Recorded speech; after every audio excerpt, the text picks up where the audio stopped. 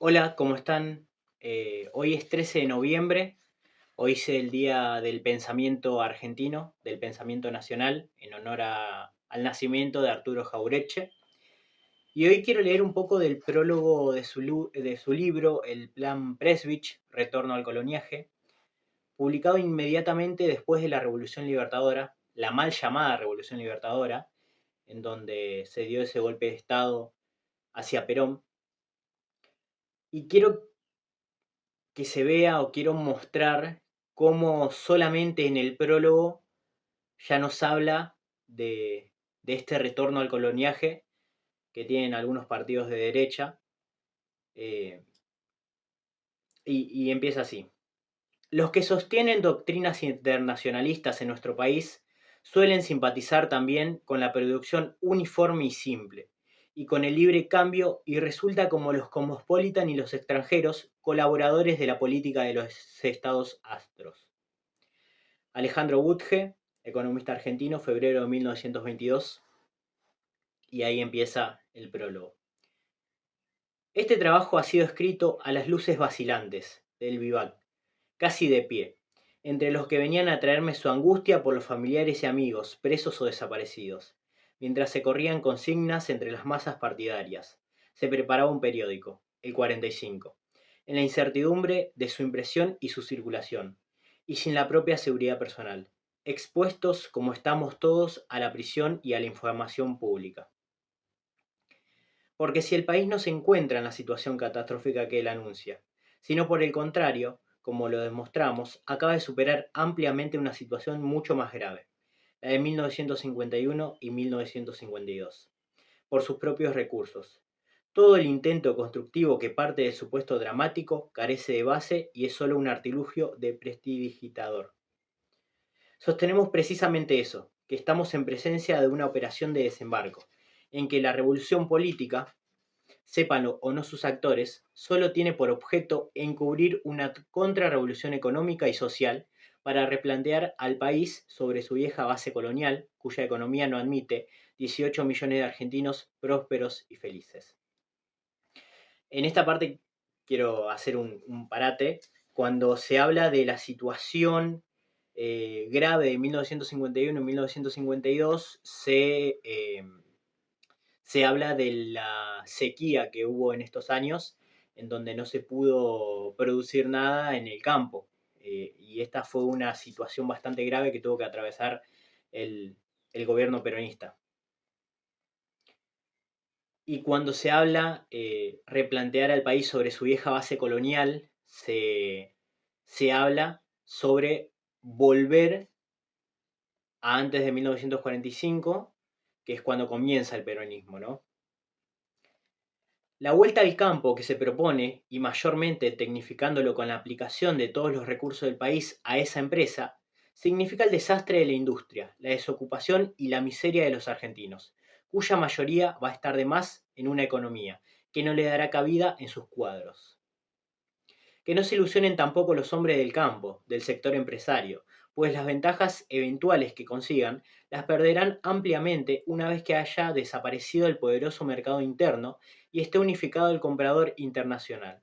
Esto no es más que lo que se hace en juego de peca, dar una primera ganancia a la víctima para después expoliarla de manera definitiva. Al mismo tiempo, insistimos especialmente en que el mismo Presswich se ha ocupado de demostrar que de ninguna manera la progresiva relación inversa de los precios entre materia elaborada y materia prima puede ser compensada por un aumento de la producción. De la lectura de su documento resulta de toda evidencia que su solución de las divisas consiste en el viejo secreto de la oligarquía. Aumento de los saldos exportables por disminución del consumo nacional, de donde los saldos son los faltantes de la mesa argentina. En el fondo, su habilidad en el manejo de los números no alcanza a encubrir el viejo conflicto de nuestra historia. Inglaterra nos ayudó a emanciparnos de España y les estamos agradecidos. Simplemente sabemos que no lo hizo, como pretende la historia oficial y nuestro llamado intelectuales, porque se había impuesto la misión de liberar un mundo. Eso no hubiera sido serio, ni mucho menos inglés. Lo hizo por razones que hacía a su política mundial, al dominio de los mares y a la necesidad de desplazar Europa de posiciones estratégicas. Y por sobre todo, en ese mundo, para abrir mercados a su producción industrial. Cuando coincidentemente con la aplicación del vapor a la producción, que multiplicaba su poder de venta, ocurrió el bloqueo continental que le cerraba los mercados habituales. Entonces también hubo problemas de divisas, porque destruía con la importancia a bajo precio de la industria doméstica y artesanía de la colonia. Todo el oro se fugó para abrir los saldos desfavorables. El país cayó entonces en el régimen del papel moneda inconvertible, pero fue con todo, tan poderoso que terminó la guerra de la independencia, ganó la contienda con Brasil y salvó su unidad, con lamentables disgregaciones a pesar de las guerras civiles que ayer, como hoy, dividieron sangrientamente al país entre bandos que ignoraban el triste papel de la marioneta que cumplían. La moral, la civilización, la libertad, el unitarismo o el federalismo fueron los pretextos apasionantes de esas luchas. Entonces, como hoy, todo encubría la mano siniestra que movía los hilos. Se cumplió así, en gran parte, la finalidad inglesa de impedir la formación de una gran potencia en el Atlántico Sur.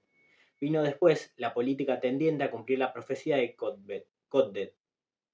Inglaterra será el taller del mundo y América del Sur su granja. Y tocó a las generaciones posteriores a Caseros la realización de esa etapa. Los historiadores revisionistas toman posiciones de partido no han tenido. Tomando posición de partido, no han tenido, tal vez, la ecuanimidad necesaria para analizar este segundo momento de la historia argentina. Aquella generación de hombres generosamente inspirados tuvo la pasión del progreso, a la que sacrificó constantemente lo nacional, pero históricamente esa era una etapa inevitable y debía cumplirse. Como había promovido nuestra independencia y luego la balcanización del Río de la Plata, Inglaterra promovió nuestro progreso técnico, fue creando las condiciones de la granja y se facilitó la importación de mano de obra más apta que la criolla para esa tarea, y sobre todo más dócil. Así, se promovió la inmigración contra la que nosotros no nos volvemos, pues a ella le debemos el haber nacido argentinos y esta felicidad y este dolor de serlos apasionadamente. Así también la importación de toros de pedigree al alambrado, la organización del transporte ferroviario, Scalabrini Ortiz lo ha historiado, demostrando que en medida jugó más la astucia que las libras, la política portuaria y desde luego la formación de una conciencia capaz de entregar sus bienes a cambio de avalorios intelectuales. Con todo, Inglaterra significa en esa etapa de la historia argentina el progresismo. Pero cuando ese progresismo creó las condiciones óptimas de producción y de mercado que la política imperial reclamaba, Inglaterra invirtió el signo de su influencia. Entonces fue necesario impedir que la población creciera, que mejorara su condición de vida y que sus consumos formasen un poderoso mercado interno. Desde ese momento, Inglaterra representa el antiprogreso porque el país debe seguir siendo granja.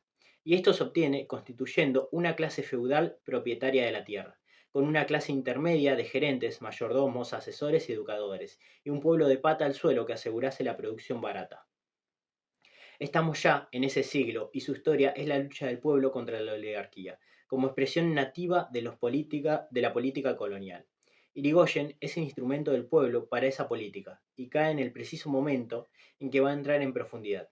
Cae con una revolución hecha en nombre de la moral por desaciertos y peculados en que los vendepatrias encuentran las banderas para justificar esa caída.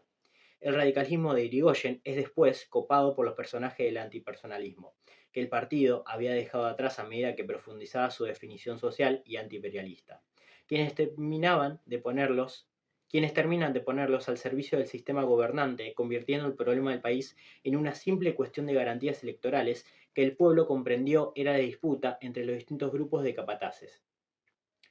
El levantamiento de la abstención radical fue el triunfo de esa política y el radicalismo, legitimando los gobiernos creados por la Operación Uriburu Justo. Contribuyó a crear el Estatuto Legal del Coloniaje, con que los poderosos del Estado pusieron el cúmplase a los convenido en el Tratado Roca-Ruziman. Fue cuando fundamos Forja, para tratar de recuperar el radicalismo para su función histórica en el campo de las ideas, y una nueva conciencia alumbró el seno de las masas, pero políticamente fracasamos. Esa conciencia, en condiciones históricas más evolucionadas, trajo la crisis institucional de 1943 y apareció entonces el conductor que necesitaba el momento histórico, la bandera de la clase media que el radicalismo irigoyenista no había sabido sostener. Pasó a manos de los trabajadores que la llevaron a la victoria. Lo que sucedió después es historia reciente. No insistiremos en los aciertos o en los errores que se hayan cometido, pero es fácil encontrar la analogía de este septiembre con el otro septiembre. Los mismos maestros de la juventud, la misma incapacidad de los estudiantes para ubicarse históricamente, las mismas figuras consulares, las mismas invocaciones de la moral y de las luces y los mismos técnicos.